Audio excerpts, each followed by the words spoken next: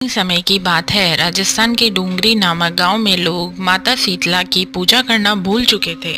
वे अपनी दिनचर्या में व्यस्त रहते और स्वच्छता व नियमों का पालन नहीं करते थे। माता की पूजा अर्चना न होने से माता उनसे नाराज हो गई और उन्होंने गांव में चेचक जैसी बीमारी फैला दी। धीरे धीरे गांव में लोग बीमार पड़ने लगे। बच्चे और बड़ों को भयंकर रोग होने लगे। एक दिन माता ने गांव की परीक्षा लेने का निश्चय किया।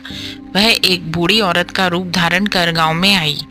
वह देखने लगी कि कौन उनकी सेवा करता है और कौन उन्हें अनदेखा करता है। माता पहले गांव के धनवान सेठ के घर गई। उन्होंने सेठानी से पानी मांगा, लेकिन सेठानी ने घृणा से मुंह फेर लिया और कहा, हमारे पास तुम्हारे लिए कुछ नहीं है, जाओ कहीं और मांगो। इसके बाद माता एक कुम्हारन के घर पहुंची।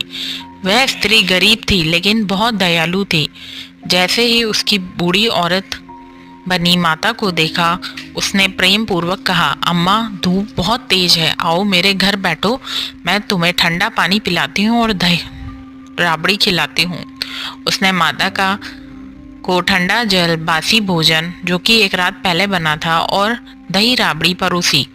माता को ठंडक मिली और उन्होंने संतोषपूर्वक भोजन ग्रहण किया। फिर कुम्हारन अपने घर के बाहर बैठकर माता के बिखरे बालों को संवारने लगी। अचानक जब उसने माता के बालों के नीचे देखा तो पाया कि उनके सिर पर एक तीसरी आंख भी थी। ये देख कुम्हारन डरकर पीछे हट गई। तब बूढ़ी औरत बनी देवी मुस्कुराई और अपने असली रूप में प्रकट हुई। माता शीतला का दिव्य स्वरूप देखकर कुम्हारन उनके चरणों में गिर पड़ी और क्षमा मांगने लगी। माता ने कहा, बेटी तूने सच्चे मन से मेरी सेवा की है, इसलिए मैं तुझ पर प्रसन्न हूँ। मांग, तुझे क्या वरदान चाहिए।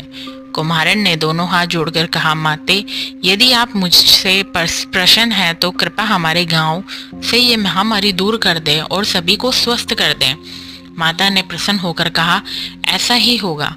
जो भी भक्त शीतला सप्तमी के दिन मेरी पूजा करेगा और बासी भोजन खाएगा, उसे मेरी कृपा प्राप्त होगी, उसे कोई महामारी और रोग नहीं सताएगा। इसके बाद माता शीतला ने अपने झाड़ू से गांव की सारी गंदगी साफ कर दी और महामारी को दूर कर दिया।